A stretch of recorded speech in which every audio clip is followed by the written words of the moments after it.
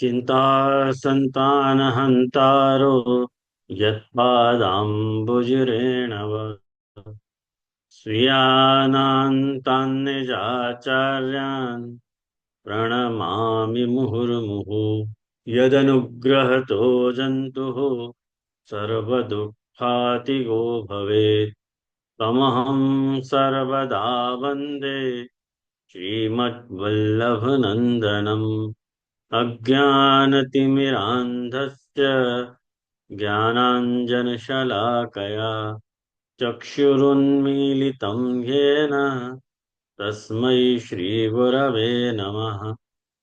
नमामि हृदये शेषे लीलाक्षीराब्धिशायिनम् लक्ष्मीसहस्रलीलाभिः सेव्यमानं कलानिधिम् चतुरभिश्च चतुरभिश्च चतुरभिश्चतुर्भिस्तथा षड्भिर्विराजते योऽसौ पञ्चधा हृदये मम। आचार्य वाचा प्रमाणी भाष्य निबंध सुबोधिनी स्थायित राष्ट्रयात् मत्स्वान्तागत्य कृपाप्लुतास्ता मदीयवाचां रचयन्तु अलङ्कृतिम्।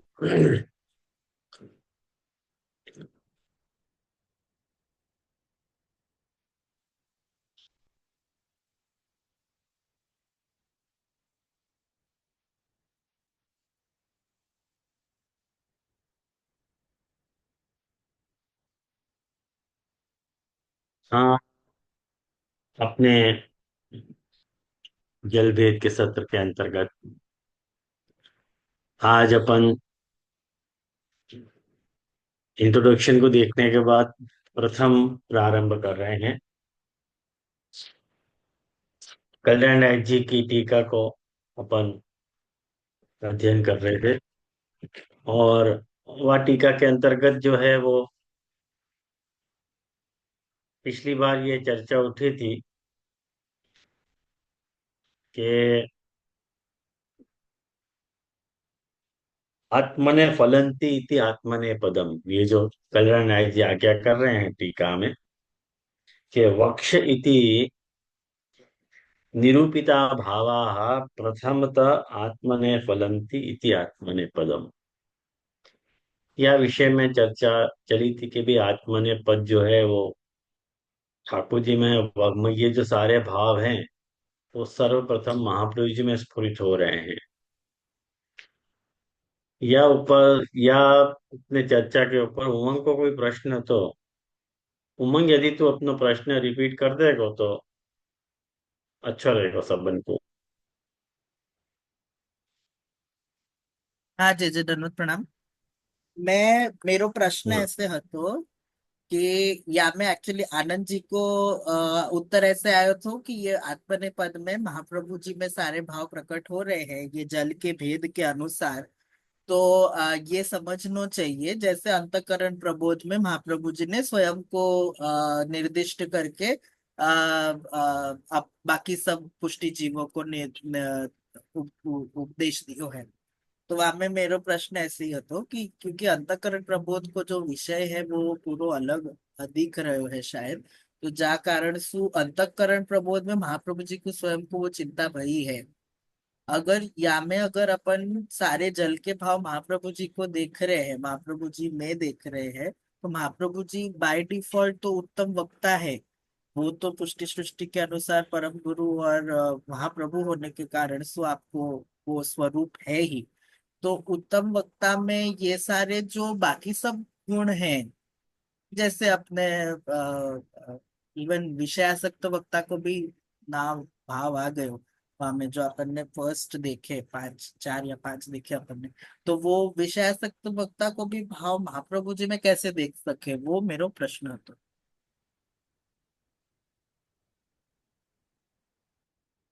या संबंध में उमंग एक बात स्पष्ट समझ, पहले आत्मने पद और परस्मै पद समझ ले कि आत्मने पद और परस्मै पद होवे क्या है। जैसे आत्मने पद जो है कि जब धातु में आत्मने पद लगे और परस्मै पद लगे। धातु का अर्थ हुआ है क्रियापद वर्ब जाको क्या, जब भी क्रियापद में क्रिया जा क्रियापद जा क्रिया को फल स्वयं माने व्यक्ति को स्वयं के लिए होए क्रिया, तो वहां में आत्मनेपद लगे। और जब वही क्रिया दूसरे के लिए होए तो परस्मैपद पद होए। जैसे कुरुते, ये आत्मनेपद है, और करोति ये परस्मैपद पद है। तो करोति वो करता है, तो वो करने की जो क्रिया है सामने वाले में जा रही है। और कुरुते, तो ये करने की क्रिया आत्मनेपद पद में आ रही है। जैसे सेब है, लब है, सेवते, लभते, ये सारी आत्मनेपद पद की धातु हैं, जिनमें सेवन को या लाभ को जो भी फल है वो स्वयं आत्मा कर्ता में जा रहे हो। और जब या को मने सेवन करोगे तो तुमको ये फल होगा दूसरा, तो परस्मैक पद में दूसरे के लिए जब वापस धातु वापरे तो वह को परस्मैक पद कहा जाए। यहाँ पे जैसे एकार जहां आवे है क्रियापद में, वो सारा आत्मने पद है। जैसे सेवते मैंने कही ना, लभते, लभते, ये लभते सुदृढ़ भक्तिम सर्वतोपि अधिकाम पराम, ये देख भक्ति वर्धिनी में भी आए हो तो वो लभते जो है स्वयं के लिए फल जाएगा। ऐसे यहाँ पे वक्ष्य कह रहे हैं। वाई साहब से ये चर्चा चली थी कि कल्याण जी ये बताना चाह रहे हैं कि आत्मने फलंती इति आत्मने पदम, माने उनके कहने का भाव है कि वक्ष्य में सारे जो भाव वक्तान के प्रभु को, महाप्रभु जी को स्वयं खुद को स्फुर रहे हैं। भाव की स्फुरना का मतलब है यहाँ कि सारे भाव कहीं से महाप्रभु जी ने लिए नहीं है। वो जो भाव उनको स्फुरित हो रहे होते भाव उनको महाप्रभु जी कह रहे हैं, ये अर्थ में वक्ष्य आ रहा है। वाह अर्थ को कल्याण राय जी कह रहे हैं, तो उस सारी शंकाएं जो होती वो सारी शंकाएं निरस्त हो गई कि उनको कोई मतलब ही नहीं है। आयो ना। तो ये बात अपन ने देखी थी।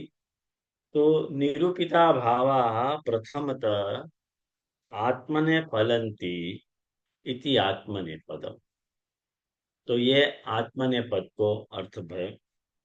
और तद गुणानाम विभेद का, और तद गुणानाम मतलब तद कौन में लगेगा, वक्तान में लगेगा, बराबर, वक्तान में लगेगा। तो वक्तान के गुणन को विभेद करते हुए मैं सारे गुणन को कहूंगा, भावन को कहूंगा। जिन भावन के कारण वक्तान में भेद उत्पन्न हो रहे हैं उन सारे भावन को मैं कहूंगा। भावान विंशतिधा भिन्नान सर्व संदेह वार का। अब उनके गुणन को एक बात समझो, उनके गुणन को विभेद यासु क्या अर्थ समझना हो, तो कल्याण राय जी सबसे पहले बता रहे हैं कि कौन से गुण, तो कह रहे हैं कि ते प्रसिद्धाश्च ते गुणा सत्व रजस तमांसी तेषां विभेदकान निवर्तकान इत्यर्थः। अब देखो कभी कभी जो है ना, आप लोग अनुवाद करो ना, अनुवाद देखो, अनुवाद से आपको स्फुरित नहीं होगा। अनुवाद जो है आपको अर्थ निर्धारण में सहायभूत नहीं होगा। जो पंक्ति से निकलता हुआ अर्थ है ना, वो इतनो मीनिंगफुल हो गए है। अब यूं कह रहे हैं कि गुण मतलब सात्विक राजस और तामस गुण को निवर्तन करने वाले उन विभेद का वो अर्थ कर रहे हैं। व्यासु क्या समझे। यासु यूं कह रहे हैं कि कोई वक्ता सात्विक है, राजस है कि तामस है, वाको तुमको पता चले, क्योंकि ये सात्विक है। ये सात्विक राजस तामस नहीं है, उनको निवर्तन हो जाएगा। ये सात्विक तामस नहीं है, ये राजस है।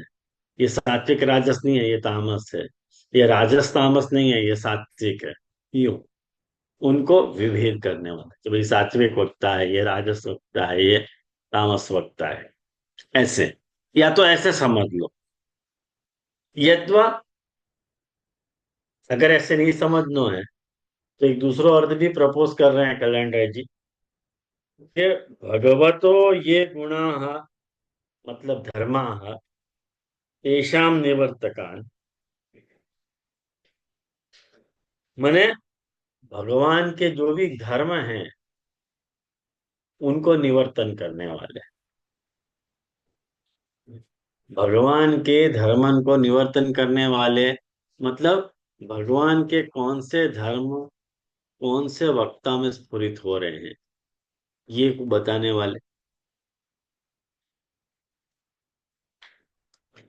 मतलब भगवान को ऐश्वर्य गुण में, ऐश्वर्य गुण कौन में फलित हो रहे हो, वीर गुण कौन में फलित हो रहे है, यश गुण कौन में प्रतिफलित हो रहे हो, या ढंग को। क्यों? तो कह रहे हैं, भगवतो भक्तार्थम सर्वसमत्वादेह त्यागात। भगवान अपने भक्तन के लिए समान होने के कारण अपने षड्विध धर्मन को त्याग करके जीवगत धर्मंसु भक्तन के साथ प्रभु रमण करेंगे। जी, भक्त को जो भाव सुहाव है तद भावानुसार भगवान उनके साथ खेले। या के लिए वह अर्थ में निवर्तकान पदारो भावान मन तद गुणा नाम विभेद। वाक्य बाद, ये भजंती थी वाक्य, तो भगवान प्रमाण दे रहे हैं कि ये भजंती तू माम भक्त्या मई ते तेषु चाप्य हम, मतलब जो श्लोक है गीता जी को, वो आपको यहाँ पर रेफर कर रहे हैं कि जो मेरा भजन कर रहे हैं, मैं उनको हूँ, वो मेरे हैं। क्या लिए मैं, मेरो भजन करने वाले, मेरे गुण को कहने वाले जो भी वक्ता हैं, उनके गुणन को मैं धारण करके तद अनुरूप मैं अपना भाव उनके लिए प्रकट करूं। और सीधी बात है ना कृष्ण, हो देखो सीधी बात है ये, कि जा वक्ता को ठाकुर जी के जैसे गुण जा प्रकार से भी स्फुरित हो रहे हैं, वो वही प्रकार से तो वो वक्ता कहने वाला है। ख्याल में आयो ना? अपन सीधो से प्रमाण देख रहे हैं। महाप्रभु जी खुद यह बात को एडमिट कर रहे हैं कि ये रामानुज तो जो हैं वो ऐसे हैं, निम्बार कैसे हैं, मध्व ऐसे हैं। उनके द्वारा जो प्रतिपादित भक्ति जो है वो गुणात्मक है, और अस्मत् प्रतिपादितम तो निर्गुण्य। मैं जहाँ भक्ति को प्रतिपादन कर रहा हूँ वो निर्गुण भक्ति को प्रतिपादन कर रहा हूँ। तो महाप्रभु जी में ठाकुर जी को गुण जा तरह से अपील कर रहे हैं, वह तरह से उनकी व्याख्या प्रकट हो रही है। तो जा वक्ता को जैसो भाव होवे है, अपन तदनुरूप भाव ही वो वक्ता प्रकट कर पाएगा। आई ना ध्यान में? अच्छा, ये बात भी तुमको नहीं जच रही हो, मान लो ये बात भी फिट नहीं बैठ रही हो, तो कह रहे हैं कि तेषाम जीवानाम गुणाः धर्माः तेषाम वैलक्षण्य संपादकान इत्यर्थः। माने महाप्रभु जी उन भावन को कह रहे हैं, तेषाम जीवानाम गुणाः धर्माः, गुण मतलब धर्म, तेषाम वैलक्षण्य संपादकान, उनकी विलक्षणता को संपादन करने के लिए उनके विभिन्न प्रकार के भावन को बता रहे हैं। आयो ना ध्यान में? नहीं आयो? क्यों? क्या तकलीफ है? क्यों नहीं आना चाहिए?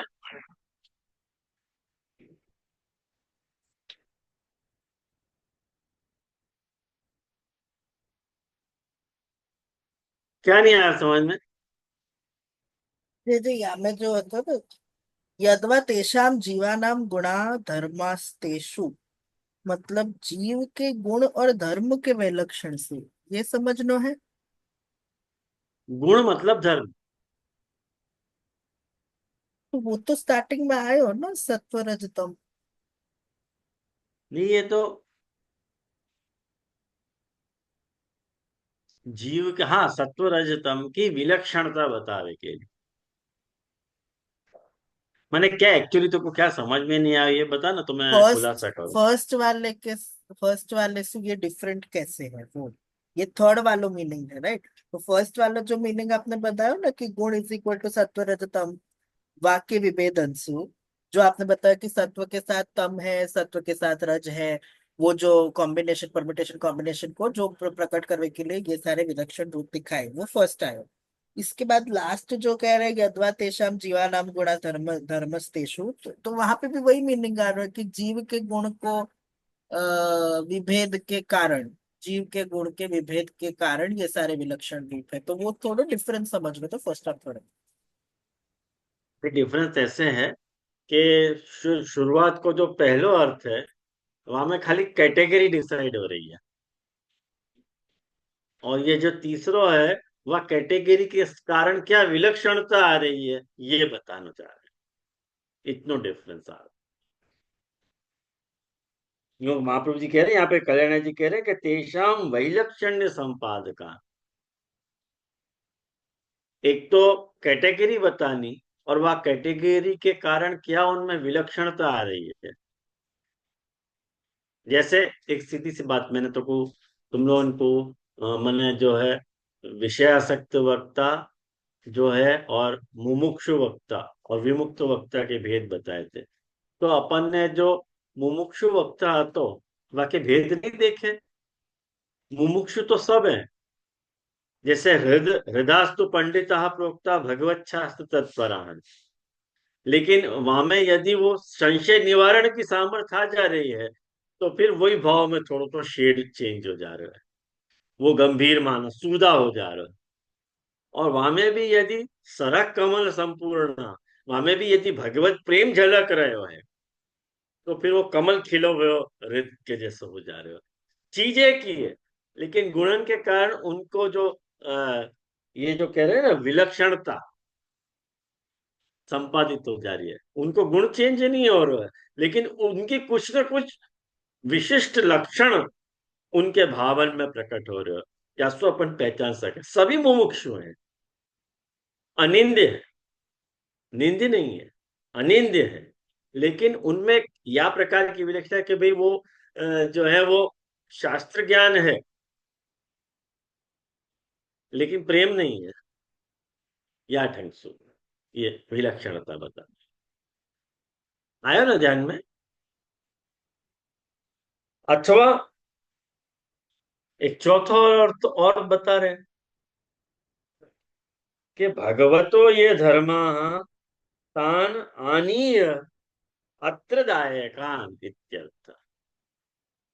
भगवान के जो भी धर्म हैं, उनको भगवान के धर्म को ला करके इनमें स्थापित कर पाना, इनमें स्थापित कर देना, जो भगवत धर्म है उनको कहने वाले, जैसे पूर्णा भगवदीया ये शेष व्यासाग्नि मारुता, जो मतलब जो अपने आप में पूर्णता, जिनको वक्ता के मैंने जिनके भाव में एकदम पूर्णता है, तो वो पूर्णता जो है भगवत स्वभाव ही तो है।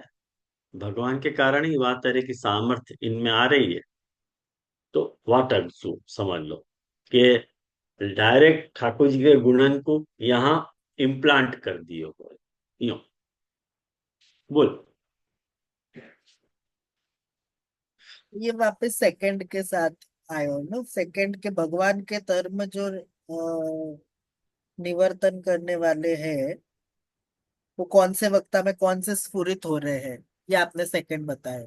और फोर्थ में या मैं ऐसे समझ लूं कि भगवान के गुण स्थापित जिसमें है, राइट। डिफरेंस में अगर समझना है तो सेकंड और फोर्थ में, क्योंकि वापस सिमिलर बिल्कुल। आ रहा है यार। जैसे हाँ, सही बात। मैंने स्टार्टिंग आपने जो सेकंड वाले में समझा ना, या मैं यूजुअली आप कैसे आप बताओ जे कि आ, ऐश्वर्य के तिरोभाव के कारण ये आवे है जीव में गुण, जो आप अब ऐसे बताओ ना हम्म। यूजुअली, तो वो हाँ। षटगुण के अनुपस्थिति में वह वक्ता के अंदर क्या आ रहे है, वो अपन एक तरीके से देख सके, वो मैं सेकंड समझ रहे हूँ। और फोर्थ में जो पूर्ण अवतारी है, ठाकुर जी के अवतार स्वरूपी है, जो इन्होंने गिनाए भी, कल्याण राय जी ने गिनाए भी, कि जो अपन लास्ट लास्ट वाले श्लोक वाले हैं, जिनमें ठाकुर जी के गुण प्रकट दिखाई दे रहे, तो वो गुण पाचे छह अलग, ऐसे समझना है ना। बिल्कुल। ओके बिल्कुल ऐसे ओके समझ। ओके। और डिटेल अगर आएगी तो अपन आगे देख लेंगे। अभी तो फिलहाल के लिए ऐसे ही बात है।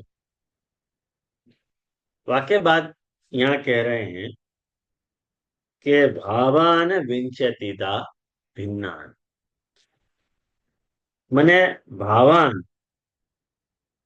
भाव शब्दस्य अनेकार्थत्व, अनेकार्थत्वेपि अत्र स्नेह तज्जन्यश्च अवस्था विशेष अभावजन्ते। अब देख क्यों कह रहे हैं कि भाव शब्द के अनेक अर्थ हैं। भाव शब्द से अनेकार्थत्वे, अनेक अर्थ होवे पे भी अत्र यहाँ स्नेह तज्जन्यश्च अवस्था विशेष, यहाँ स्नेह माने ठाकुर जी के प्रति स्नेह, और वह ठाकुर जी के प्रति स्नेह होने के कारण वह स्नेह से उत्पन्न होती भई जो कोई एक विशेष अवस्था है, वह अवस्था को भाव कहो जा रहे है। भाई प्रेम तो सबन को ही हो है ना। प्रभु के गुणन को कौन को प्रेम नहीं होगा। यदि ठाकुर जी के गुणन को खुद कह रहे हैं तो कोई ना कोई तरह का प्रेम है। जैसे एक बार समझो काका जी बता रहे थे कि काका जी को एक जो मित्र तो वो ये कह रहे थे कि मुझको कृष्ण बहुत पसंद है। तो काका जी ने कही कृष्ण क्यों पसंद है। क्योंकि कितनों मतलब लाइव आज के जमाने में एकदम अप टू डेट है। जैसे आज के जमाने में जो सबके साथ फ्लर्ट और रोमांस सब करे, ऐसे ठाकुर जी ने पहले से ही किए है। ये समझ में आ रहा है आपको। अब भावन विंशति था भिन्न, जाको जैसो समझ में आ रहा है, ख्याल में आया ना? तो वो वाढंग तो ठाकुर जी के भावन को देख रहा है। ख्याल में आया। तो कुछ अवस्था विशेष है, वो अवस्था विशेष अच्छी भी हो सके, वो अवस्था विशेष मीडियम भी हो सके है, और वो अवस्था विशेष बुरी भी हो सके। तो यहाँ पे वह बात को कह रहे हैं। तो वो भाव को अर्थ क्या लेना। तो महाप्रभु जी कह रहे हैं कि रतिर देवादि विषया भाव इत्यभिधीयते। जो रति जो है वो देवादि विषयक होए तो वाको भाव कहो जाए। जैसे मुझको के प्रति बहुत भाव है, मुझको ठाकुर जी में बहुत भाव है, मुझको ठाकुर जी में बहुत रति है, प्रेम ऐसे नहीं कहा जाए। अपन भाव शब्द वाक्य लिए कह रहे हैं। तो भाव शब्द कहाँ यूज हो है। देवादि विषय जब अपनी रति हो तो वाको भाव शब्द सु द्योतित किया जाए। इत्यादि भी ही स्नेहाभिधानात्। तो मैंने या प्रकार का जो स्नेह है वाको वहां कहे गए भगवत प्रेम गुण भेद ही कृत्वा विंशति प्रकार ही भिन्न। मैंने गुण के भेदन को करके, गुण भेद को करके जो 20 प्रकार के भेद हैं उनको कह रहे हैं कि सर्व संदेह वारण, सब संदेह को वारण करने वाले विधेय विशेषणम हेत। अच्छा विधेय कौन है यहाँ में। Come on try out. विधेय कौन है।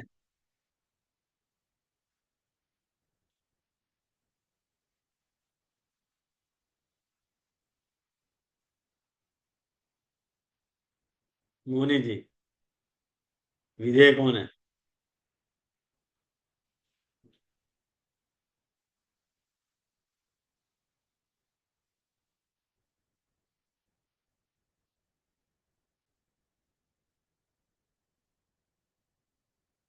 नहीं, पारुवें, पारुवें। विधेय कौन के लिए विधेय कौन है?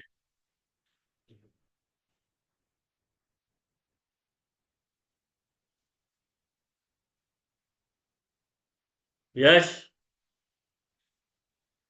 ये ठाकुर जी के लिए बोल रहे हैं विदे। हम्म, गलत।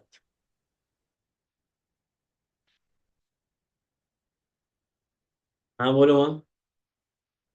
मुझे मेरे को लग रहा है कि जो कि सर्वसंदेह है, जिनको जा रहा है मतलब जिनको उपदेश कर रहे हैं वो, उनको संदेह जा रहे है, यानी विधेय लोग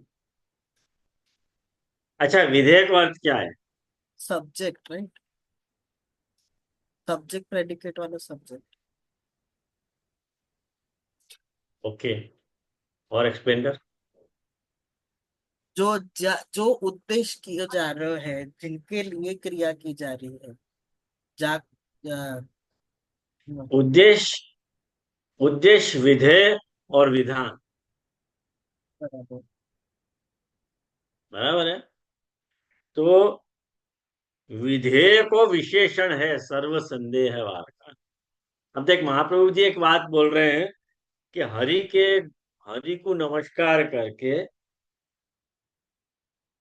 उनके गुणन को विभेदन करने वाले 20 प्रकार के भावन को, जो सर्व संदेह वारकान है, सर्व संदेह वारकान वाले भावन को मैं कहूंगा। ये सर्व संदेह वारकान विशेषण लग रहे हो। या में विधेय क्या है, क्या विधेय, क्या बोलो जानने वाले है कल में वक्ता, वक्ता को बताना है ना।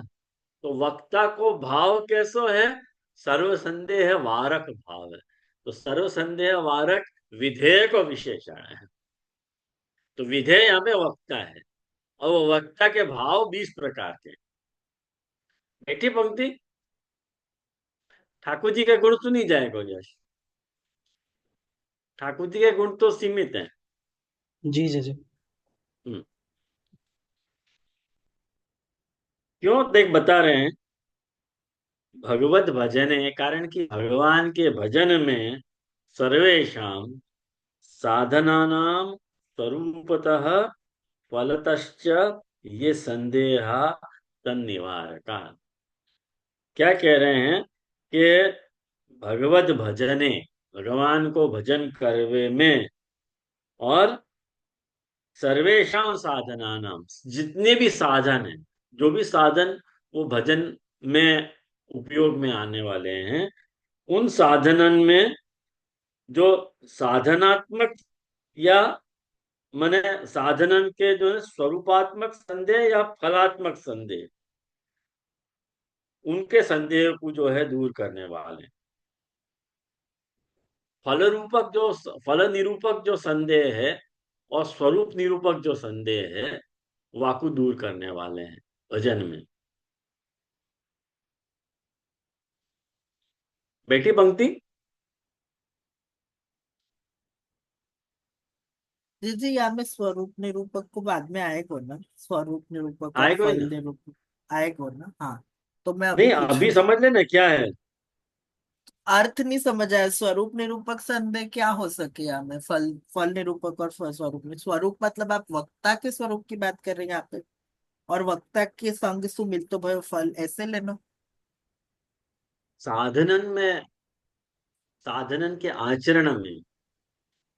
तो यहाँ पे साधन को अर्थ यही होगा ना, सत्संग ही साधन लियो है ना यहाँ पे पूरा। मैं, साधन को स्वरूप क्या है और साधन को हम्म। फल क्या है? भाई, कौन सा साधन मेरे लिए सर्वोत्तम है और कौन सा फल मेरे लिए सर्वोत्तम है?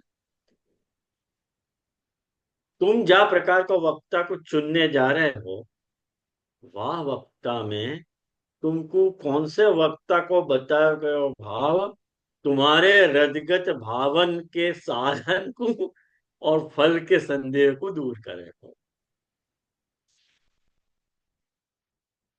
बैठे हो पंक्ति। एक और बार जी जी, बस लिख लूं, मिस हो हाँ गया। लिख ले। अब देख, क्या कह रहे हैं कि भगवत भजन है। अब जब भगवत भजन में साधन ही तो चाहिए ना। भगवत भजन में कोई भी प्रकार का साधन, चाहे वो ज्ञान मार्गीय, कर्म मार्गीय या भक्ति मार्गीय साधन। कर्म ज्ञान भक्ति, ये प्रभु की प्राप्ति के तीन उपाय हैं। तो साधन कर्म मार्गीय हो सके, ज्ञान मार्गीय हो सके या भक्ति मार्गीय साधन हो सके। और उन कर्म मार्गीय, ज्ञान मार्गीय, भक्ति मार्गीय साधनन को स्वरूप क्या है और उन साधनन को फल क्या है, यह हमें संदेह है। वह संदेह को निवारण तुम हो जाएगा। तुम पहले ये डिसाइड कर लो कि तुम कर्म मार्गीय हो, ज्ञान मार्गीय हो या भक्ति मार्गीय हो। वह हिसाब तो तुमको वक्ता को सिलेक्ट करना है।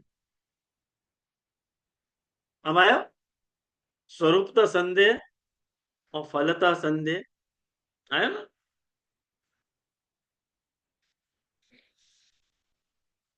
अच्छा, ये तुमको अर्थ नहीं करना है, तो दूसरा अर्थ करना है।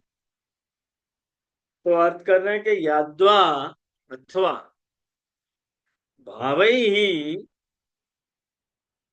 भगवती स्फुरिते सर्वे संधा संदेहा स्वतः एव निवर्त्यन्ति इत्यर्थ। अब देखो, पंक्ति तो पंक्ति जाओ। भावै ही, जो भी भाव है कि महाप्रभु जी ने जो भी वक्तन के भाव बताए कि ये वक्ता ऐसो, ये वक्ता ऐसो, ये वक्ता ऐसो, उन भावन के द्वारा, भावै ही तृतीया है, उन भावन के द्वारा भगवती स्फुरित, भगवान को हृदय में जा प्रकाश तो स्फुरे हैं। और वह स्फुरना के कारण सर्वे संदेह, सब संदेह जो है स्वतः एव निवत्स्यन्ति इत्यर्थ, स्वतः ही निवृत्त हो जाएंगे। तुमको आवश्यकता ही नहीं रह जाएगी, संदेह नहीं रह जाएगा, तुम्हारा संदेह को निवारण हो जाएगा। आया ना ध्यान में। बहुत इंपॉर्टेंट पंक्ति होती है। अपन सोच भी नहीं सकते थे कि ये सब अर्थ भी हो सके। ये तो टीकाकार अपने को बता रहे हैं, तो अपने को पता चल रही है। अब या के बाद जो है, अपन पुरुषोत्तम जी देख लें।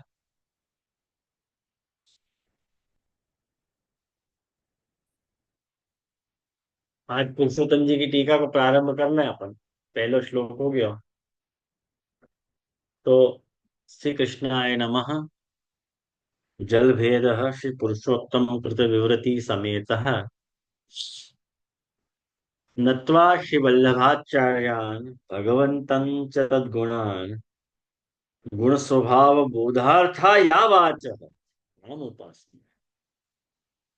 ये पुरुषोत्तम जी की, यदि कोई पुरुषोत्तम जी को कोई वैशिष्ट्य है, तो वो पुरुषोत्तम जी को वैशिष्ट्य उनकी वाणी में झलके है। आप देखो कि नत्वा श्री वल्लभाचार्य, नत्वा मतलब नमन करके, कौन को, तो कह रहे हैं श्री वल्लभाचार्यान भगवंतन च, मने भगवान को भी नमन करके और महाप्रभु जी को भी नमन करके, तदगुणान, तदगुणान मतलब तद शब्द कौन में लगेगा,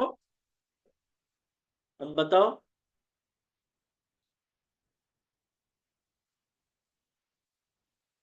दोनों के में जजे। दोनों में। वक्ता को भगवान के जैसे। भगवान और महाप्रभु जी। मैं भी दोनों में बोल रहा हूँ। गलत है, छी, दोनों में नहीं लगेगा, भगवान में भगवान लगेगा। में लगे। कॉन्फिडेंस दोनों से में कैसे दोनों में लगे। लगे। गलत जवाब है, कॉन्फिडेंस। ठाकुर जी में नहीं लगे, ठाकुर जी में लगेगा, महाप्रभु जी में नहीं लगेगा। कारण कि आवान विंशिता नमस्कृत्य हरिम बक्षे तद्गुणा नाम विभेद कहा। हरि के गुणन को बात चल रही है ना, महाप्रभु जी के गुणन की बात नहीं चल रही है। महाप्रभु जी के गुणन से वक्तान को क्या मतलब? अपन को महाप्रभु जी के गुणन से मतलब है। जनरली कोई को महाप्रभु जी के गुणन से क्या मतलब है? तो ये देखो टीका को पढ़ने की स्टाइल है।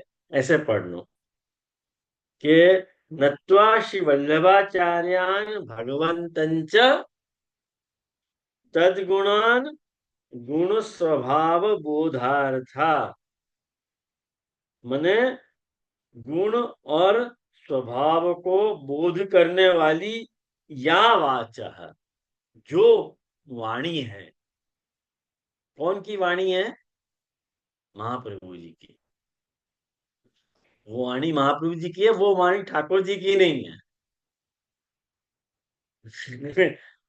गुण और स्वभाव को बोध करने वाली जो वाणी है, वह वाणी की हम उपासना करें।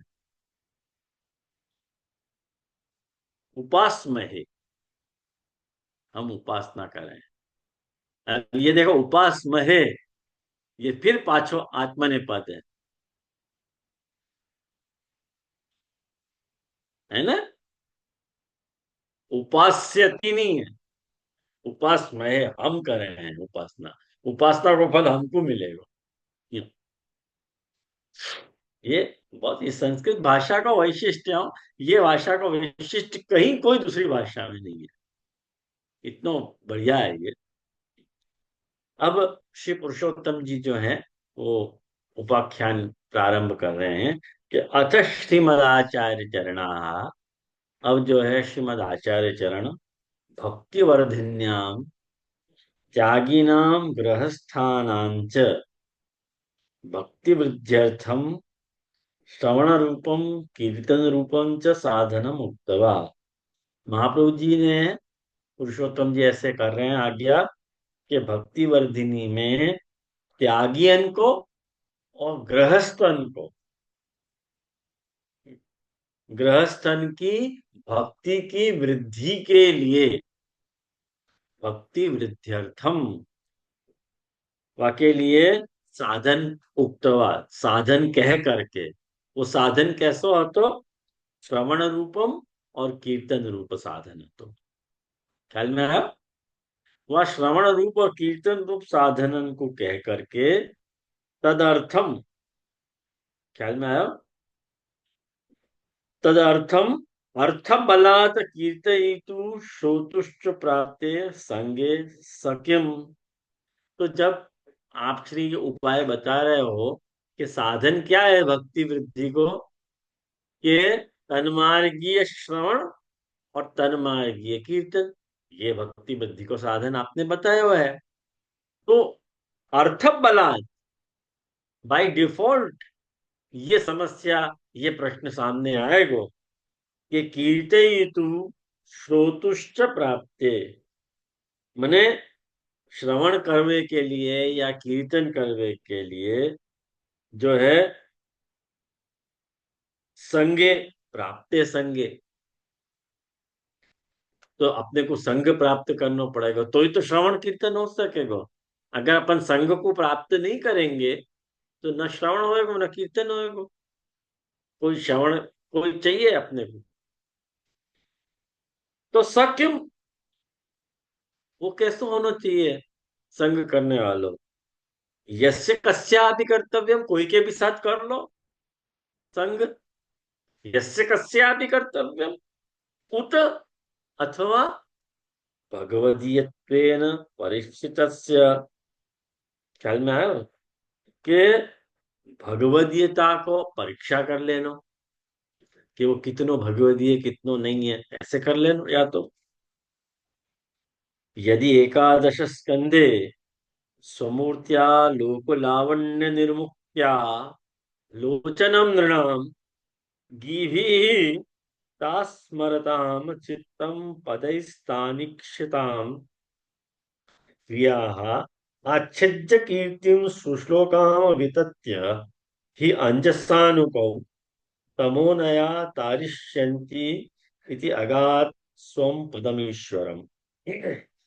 मैंने यह पद में क्या कह रहे हैं वो नीचे देखो, अनुवाद में आप लोग देख लीजिए, आप लोगों के पास अनुवाद तो होएगा ही शायद।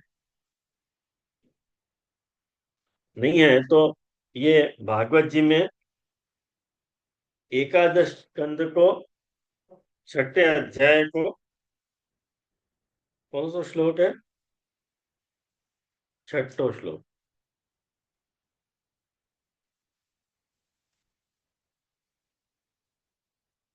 पहले स्कंद को।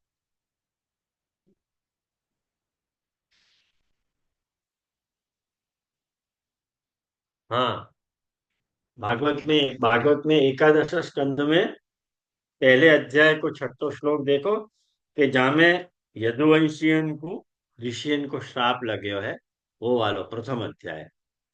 वह अध्याय में आप देखो, यूं कह रहे हैं कि सुखदेव जी जो है कह रहे हैं कि हे परीक्षित, भगवान की जो मूर्ति हती वो त्रिलोकी के सौंदर्य को तिरस्कार करने वाली हती। उनने अपने सौंदर्य माधुर्य से सबके नेत्र अपनी ओर आकर्षित कर लिए। उनकी वाणी, उनके उपदेश परम मधुर दिव्याति दिव्य हते। उनके द्वारा उनको स्मरण करने वालन के चित्त उनने छीन लिए थे। उनके चरण कमल त्रिलोक सुंदर हते। और जाने उनके एक चरण चिन्ह को भी दर्शन कर लियो, बाकी बहिर्मुखता दूर भाग गई। ये जो कह रहे हैं। और आगे सुखदेव जी ने बहुत सुंदर बात बताई कि यदि वो कर्म प्रपंच से उठ के उन्हीं की सेवा में लग गए हो, माने अनायास ही पृथ्वी में अपनी कीर्ति को विस्तार करती, बाकी कीर्ति को विस्तार हो जाए। ये प्रभु के जो है सेवा को प्रताप बता रहे हैं। तो ये एक बात समझो, यहाँ पे ये बता रहे हैं कि इति शुक वाक्य है, या सुखदेव जी के वचन में भगवत कीर्ति है, जो भगवान की जो कीर्ति है वो संसारात्मक तमह तारकत्वेन, जो संसारात्मक जो अंधकार है, तम जो है अंधकार है, वो आपको तारण करने वाली है, उद्धार करने वाली है। उद्धार करने वाली कहो गयो होने से कथना तस्याश्च गुणजन्यत्वात्। और वो जो भगवान की कीर्ति है वो गुणजन्य होने के कारण तेषाम अपि श्रूयमाणानाम कीर्त्यमानानाम स्मर्यमाणानाम क्वचित दृश्यमाणानां च संसार तारकत्वमेव उचितम। एक एक बात समझो कि ये भगवान के गुण, भगवान की कीर्ति जो है ऐसी होने के कारण, जो भगवान के गुणन को सुने हैं और जो भगवान के गुणन को कहे हैं और जो भगवान के गुणन को स्मरण करे हैं, उनके भी, या भगवदीयन को दर्शन जो करे हैं, वाक्य सांसारिक जो है ताप जो है, संसार वाको दूर हो जाए, ये उचित ही बात है। भगवता क्यों उचित बात है? तो पुरुषोत्तम जी कह रहे हैं कि भगवता, भगवान ने तदर्थम, तदर्थम वाके लिए, माने संसार को तारण करने के लिए ही अनवतार दशायाम, अनवतार दशा में कीर्ति द्वारा प्रकटनाथ, भगवान वातरसु प्रकट कर रहे हैं अपनी कीर्ति के द्वारा। जो वो मैंने भगवान को जो तारण स्वरूप है, संसार को तारण कर लेना, वो कीर्तन के द्वारा ठाकुर जी प्रकट कर रहे हैं। आयो ना समझ में? वो वही है जो भगवान के गुणन को गान करे है, वाको कीर्ति मिले ही है, कैसी भी करो। आज प्रकट उदाहरण कितने, वो बागेश्वर धाम नहीं है, कितनी कीर्ति है बाकी। जहां भी जाए वो, मतलब पुलिस बुलानी पड़े उसको सुनने के लिए, कीर्ति हो ही रही है। अब अपने हिसाब से अपन को वैल्यूएशन करें कैसा लगता है वो एक अलग बात है, लेकिन एक बात कह रहा हूँ ये जनरल सेंस में, जो यहाँ पे पुरुषोत्तम जी कहना चाह रहे हैं। तो ये बात अपन ने देखी। बाकी बात देखो, एक और बात श्री पुरुषोत्तम जी आज्ञा कर रहे हैं कि सांकेत्यम पारिहास्यम व शोभनम हेलनम एव वा। ये षष्ठ स्कंद को, षष्ठ स्कंद के दूसरे अध्याय को प्रथम श्लोक है। षष्ठ स्कंद आप लोग निकालो, वहां के दूसरे अध्याय को।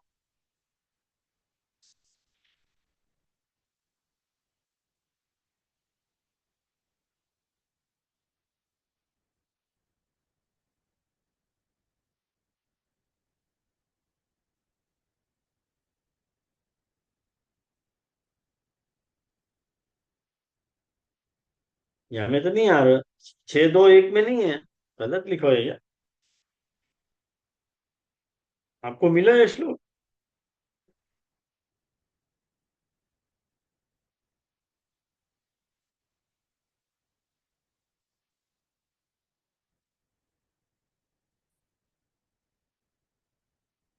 उनको मिला है श्लोक? 6-2-1 में है। एक्चुअली देखो, ये एक वाला ने 6-2-14 है। 6-2-14 14वां श्लोक है। षष्ठ स्कंद के दूसरे अध्याय को 14वां श्लोक है, जहां में ये कह रहे हैं कि हे यमदूतो, जहां पे एक बात समझो कि विष्णुदूत जो है भागवत धर्म को निरूपण कर रहे हैं वो वाला अध्याय, और अजामिल को जो परधाम गमन है वो वाला अध्याय में ये यमदूत सु विष्णुदूत कह रहे हैं कि हे तुम अजामिल को मत ले जाओ, क्योंकि बड़े बड़े महात्मा पुरुष ये बात जाने हैं कि संकेत में मतलब कोई दूसरे अभिप्राय सु, कोई दूसरे अर्थ सु, या मजाक में, या तान आलाप में, या कोई की अवहेलना करने में भी यदि कोई भगवान के नामन को उच्चारण करे है तो वाके सारे पाप नष्ट हो जाए हैं। ये भागवत वचन को कोट करके श्री पुरुषोत्तम जी ये कहना चाह रहे हैं कि इति षष्ठ स्कंदे शुक वाक्यात अजामिलस्य पुत्रोपचारित नाम कीर्तन मात्रेण सांसारता उद्धाराच। या शुक वाक्य में अजामिल में षष्ठ स्कंद में अजामिल ने अपने पुत्र को अंतिम समय में नाम को उच्चारण कर लेने मात्र सु ही संसार सु का उद्धार हो गयो। यानी यस्य कस्यापि संगः कर्तव्य इति अंगीक्रियते। यासु ये हमें समझ में आवे कि भगवान के गुण को श्रवण कीर्तन चाहे जाके द्वारा, यस्य कस्यापि संग, जो भी कोई व्यक्ति के संग यदि कियो जाए है तो फिर क्या प्रॉब्लम हो जाए है, तो कह रहे हैं भिक्षाशया ये गृहणंती मम नामानि चार्जुन। मैंने यह वाक्य में क्या कह रहे हैं, ये ये वाक्य की निंदा करी गई है कि हे अर्जुन, ठाकुर जी जो है ये कह रहे हैं कि भिक्षा की आशा से जो मेरो नाम ले रहे हैं उनको दूर से ही त्याग करो। अब देखो कितना स्पष्ट प्रमाण यहाँ ठाकुर जी ने कही है। आज जो भी भागवत कथाकार हैं वो भिक्षा की आशा से तो ले रहे हैं, फर्क क्या पड़ रहा है? अब उनको ये वचन दिखा दो। तो इत्यादि पुराण वाक्यांशु भिक्षा मांगवे के लिए जो भगवान नामन को लेवे है, बाकी निंदा करी गई है, निंदा स्मरण से।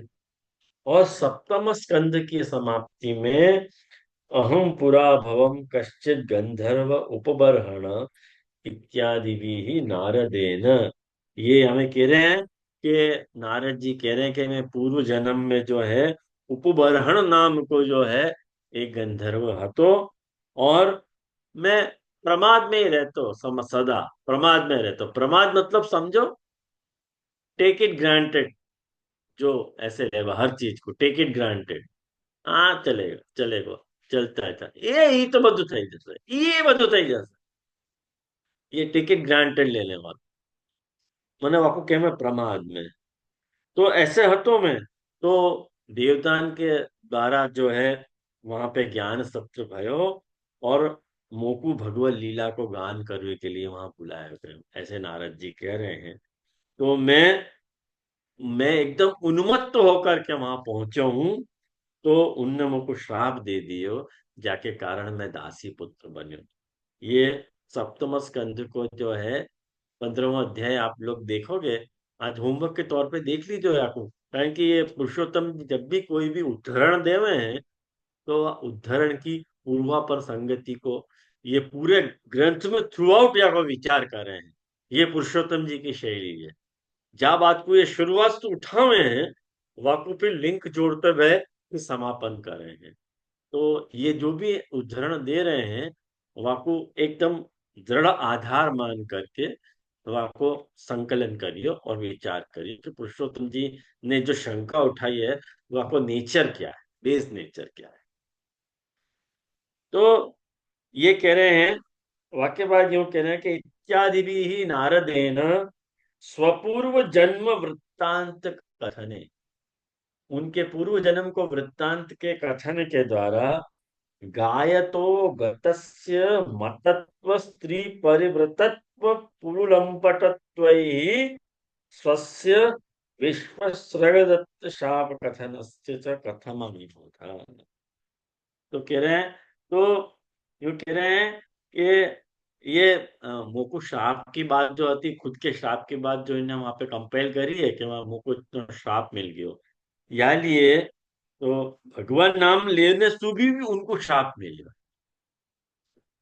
देखो महाप्रभु जी कह रहे हैं गायता गर्त संगीता, वेश्यादि सहिता मत्ता गायका गर्त संगीता, ये वहां से ये इंस्पिरेशन पुरुषोत्तम जी लियो है, अपनी भूमिका में या लिए बापू वहां रख रहे हैं। ये देखने की खूबी है। ये नहीं तो उदाहरण लाए कहां से इनको ये बात याद आई नारद जी की। क्यों? कारण कि पूरा थ्रू आउट जलवेद ग्रंथ को रीडिंग करी है महाप्रभु पुरुषोत्तम जी ने, और महाप्रभु जी ने जहां से यह बात को उठाया है कि जो निंद्य निंद्य वक्ता वक्ता है, उनके नेचर माने भगवान को नाम लेने पे भी उनकी निंदा क्यों हो रही है, वाक्यों पर जब ये पुरुषोत्तम जी वर्कआउट कर रहे थे, तब इनको ये सहसा ये सप्तम स्कंद के नारद जी के वचनन को स्मरण आया, और वह वचनन को यहाँ पे वो संकलित करके शंका के रूप में यहाँ पे कह रहे हैं। तो यार ये एक बात समझो कि यार ये ऐसा नहीं कह सके कि कोई को भी संग कर लो और श्रवण करो कीर्तन करो सो, भले तुम कह रहे हो कि ये कि संकेतम परिहास्यम स्तोभनम हेलनम एवता, संकेत में परिहास में या कैसे भी ठाकुर जी को नाम ले लियो तो अजामिल के जैसे वह उद्धार हो जाएगा। ये जो बात ऊपर कही है वह को विरोध यहाँ सप्तम स्कंद में आ रहे हैं। या लिए या बात को कभी ऐसे मत सोचो कि संकेत में या परिहास में तुम भगवत नाम ले लोगे और ठाकुर जी तुम्हारा उद्धार कर देंगे। या सो अपन को भी या बात को वो मिले है कि अपन को वो बात को शंका को समाधान मिल जाए कि तब अजा मिलने नाम ले लियो ठाकुर जी को, वह को उद्धार हो गया, तो आज क्यों नहीं हो रहे उद्धार? वह कारण ये है जो पुरुषोत्तम जी ने अभी बताया, आयो ना ध्यान में। यानी ये जब भी संग करोगे, अब अब याके बाद वो दूसरी बात किंच करके दूसरी बात और उठा रहे हैं, तो मुझको लगे अपन नेक्स्ट टाइम देखें वो बात, आज नहीं देखेंगे। कहें कि पूरा पैराग्राफ पूरा नहीं हो, बाकी दो दो बार किंच किंच से दो बात उठा रहे हैं। तो नेक्स्ट टाइम अपन यह बात को कवर करेंगे, लेकिन तब तक आप लोग उस सप्तम स्कंद के वचनन को पढ़ लीजिए, तो अपना क्या है कि बहुत सरल हो जाएगी निरूपण करना। ठीक है ना? आज कौन सी 19 तारीख है ना, शायद तो 26 को नहीं होगा, मुझको लगे ब्रेक आएगा। मैं डाल देख दूंगा लेंगे। मैं भी। हाँ, ठीक है। कैसे आपको आया हो समझ में?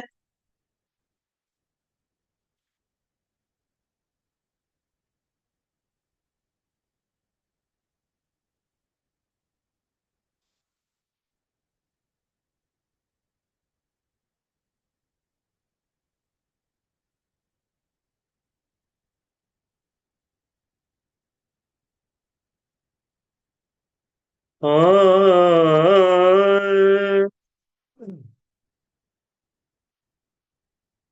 भले बुरे तो तेरे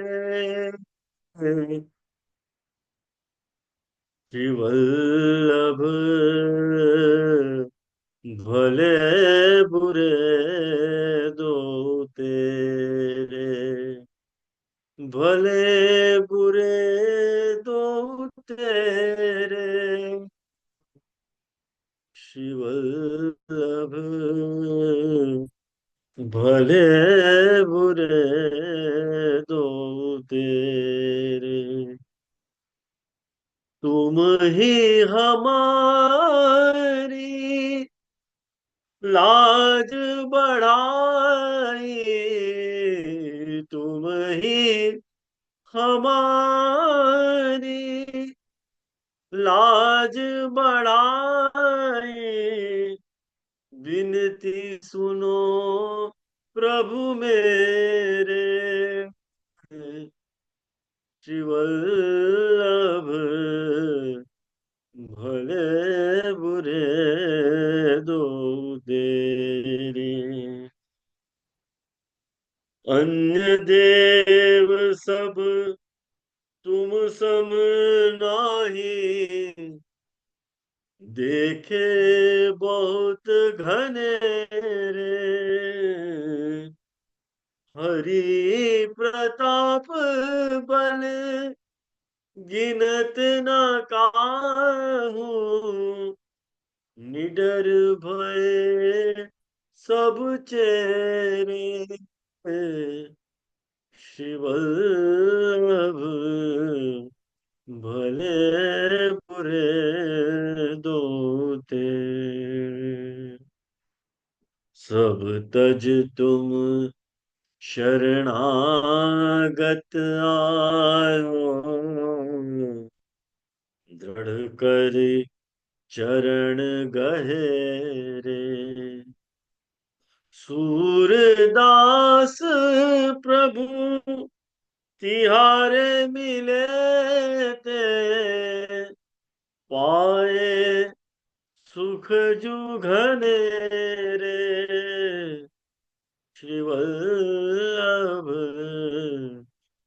भले बुरे दो तेरे, भले बुरे